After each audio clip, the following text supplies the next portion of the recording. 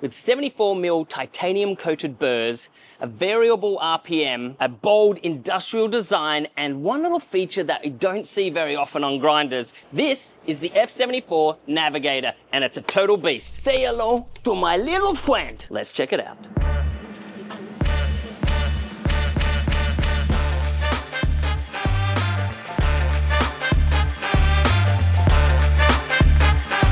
G'day mate, my name's Ryde, your coffee coach, and today I want to do a deep dive review on the F74 Navigator from MH3W Bomber.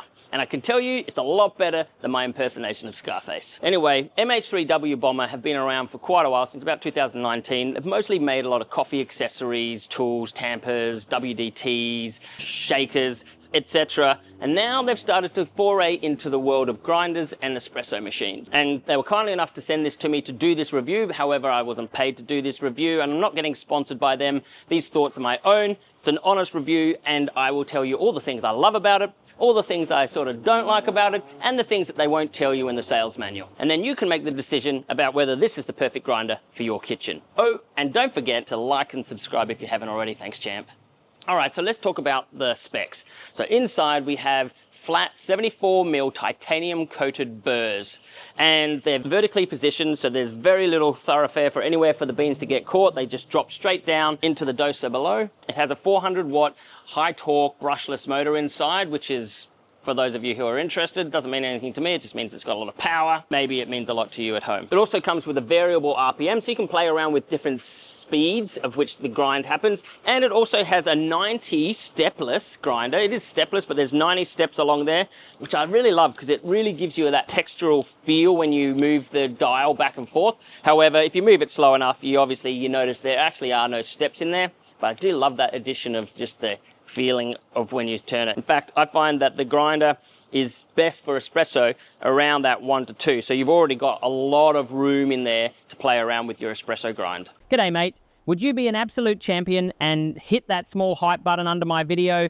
It will help me get my videos out to more people. I'm a small channel. I really rely on your help to spread the love of coffee around the world. If you like my style and you want to see more videos like this, I'd love it if you help me out. Thanks, legend. There's 3 grind modes. There's an automatic grinding, there's a manual, and then there's also an A1 reversal automatic, which actually is a little feature that I'll tell you about in a second. Underneath it's got plasma tech, so it's like an anti-static, which just helps keep the grinds nice and declumped when they go into your doser. And the doser itself has actually got a little magnetic base. I love it when the dosers have the little magnetic pull and just pop straight into place, so that is perfectly aligned with the chute. And the thing I really love about it is that it's so solid. I mean, my little friend here weighs about 7.5 kilos, which is about 14 pounds. Huge, it's heavy, it's industrial, comes in black and white. I love how solid it is. However, the downside is that it's a little bit on the louder side. I know because of the brushless motor, the 400 watt brushless motor, it's a lot more torque than your average grinder. Like normally they're like 150 watt, maybe brushed as well. Don't have that same power. This has got the power. However, like the DF64, it's a little bit more on the noisy side. Not sure if that means a lot to you or if that matters, but that's something to be aware of. And you'll hear it in a second, it's not the quietest of grinders. I really love the design. Like when I first saw this, I was like, oh, this is sexy. It's very low. It's a really bold statement in the black. Not sure how it translates in the white. I haven't seen it in the flesh in a white setting. If your espresso machine is more of an elegant looking white one, this might be too bold. It's quite angular. It's a statement piece. Like this means you're serious about coffee. 100%, if people see this on your bench top, they are going to know that you are serious about coffee. and especially when they hear it raw. One thing I do like about it is that it has stickers all over it. So obviously I've left the stickers on there so you can see, but the stickers are helpful, but especially on the front here, when you're looking at it, you want to see what espresso grind range is, where your filter coffee is. It's going to be really good for filter coffee because of those flat burrs and that low speed going down to 900 RPM. And I'm going to run some coffee beans through it and you can really hear how loud it is, but you'll also see how fluffy the grind is as well. So I'm going to be running through some Colombian, which is beautiful. It's just that warm spice, nice bit of cedar, really, really dark chocolate, like baker's chocolate, and that apple acidity. You'll love it. If you want to, you can check it out on coffeebeansdelivered.com.au. I'm going to show you in here how nice the grind is. So you turn it on the side. Now it is best to actually run the grinder whilst you're doing it and show you how nice this grind is. So pour it in there.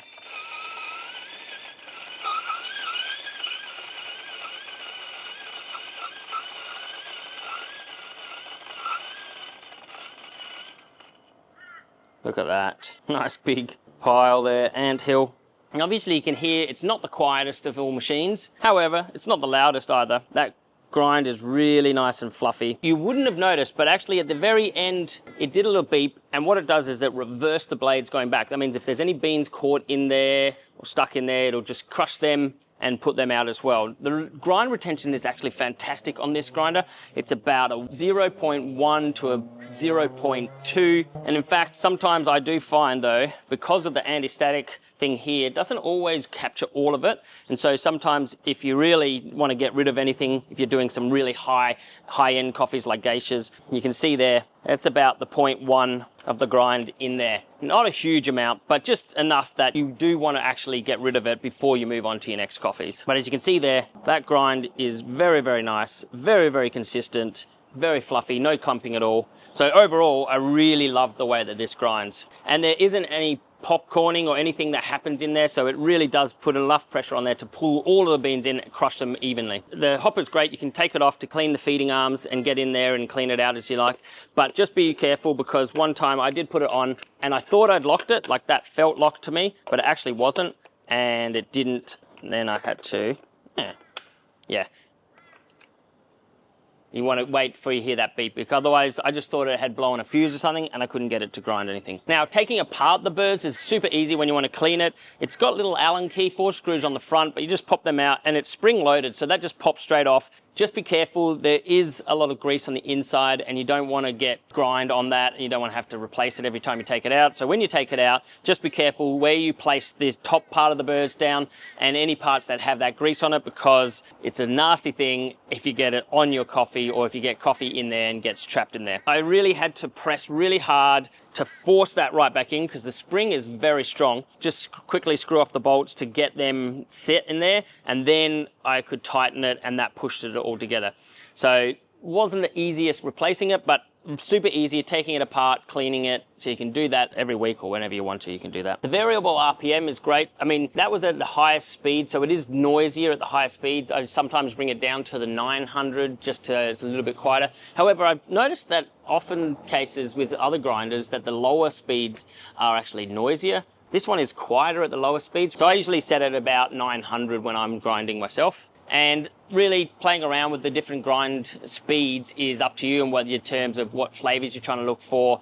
I found that the clarity on this is really lovely. I've been drinking an anaerobic fermented worker chele chele from Ethiopia, which is just absolutely beautiful. Floral, fruity bomb, bit of like plum, and just that orange acidity. Absolutely notice all of that in this grinder. The clarity is superb. I think, you know, for filter coffees as well as being a really good espresso coffee, this grinder does a really, really good job of defining those top end coffees and all of the flavors and nuances within them. Obviously, in terms of the noise, it's super silent when it's running without burrs in there, but it gets up to about 90 decibels when there's beans to grind in there, which depending on what your household requirements are, if you've got early risers and you need to sleep in, or you're an early riser and your partner needs to sleep in, this may be a little bit too loud for them. But that's my only real gripe with it. Other than that, it's a really lovely grinder. I love the solidness of it, that tactile feel when you're adjusting the grind setting. I love that.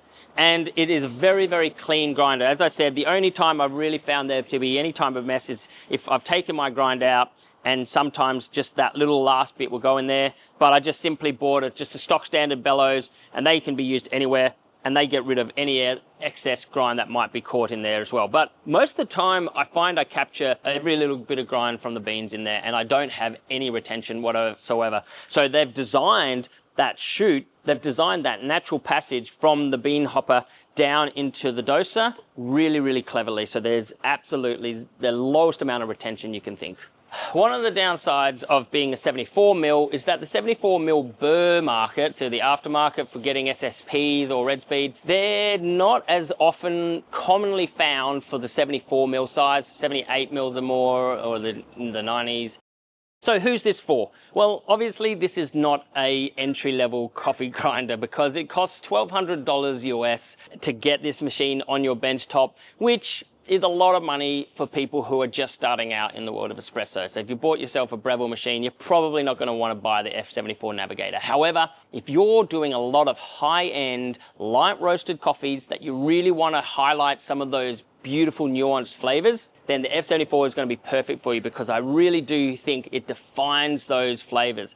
The amount of coffee, and I'm drinking this one right here. This is the Ethiopian fermented coffee, which is absolutely delicious, and a floral bomb. This is the grinder that I would choose to use on it. If you're just doing milk coffees all the time, you probably don't need something this high end. However, it's really a personal preference. If you've got a machine that's quite industrial looking or that steampunk Italian style looking, then having this next to it, beautiful. You know, something like the Rocket Apartamento or Stone espresso machine, or maybe even if you have one of the high-end San Remo U's or a La Marzocco, then something like this, even if you wanted to get it custom modded, you could really go to town with the different color paint jobs on it. It definitely raises the bar of the coffees that you want to use in it. So it's up to you whether you feel like you need it. That's really dependent on what your budget is and whether you want something as serious as this. But I can tell you what, the coffees that I've got out of this grinder, if I'm drinking filter coffees, they are exceptional. So that's my review for the grinder. Stick around, I'll be doing more giveaways, more grinder reviews, more espresso machine reviews coming up. So don't forget to like and subscribe. I'm Ryde, your coffee coach, and as always, enjoy your brew. Oh yeah, and for those of you who are wondering why I'm drinking out of this cup, it's called a Kuksa. It's from Finland, and someone broke my other cup. Until I get a replacement for it, I'm gonna be showcasing all of my beautiful cups. I've got hundreds of them, I collect them, and I love them all. So here's to you. I'm Ryde, your coffee coach, and as always, enjoy your brew.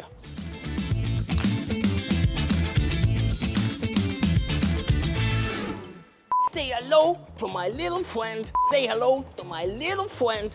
Say hello to my little friend. Say hello. Oh, that got me.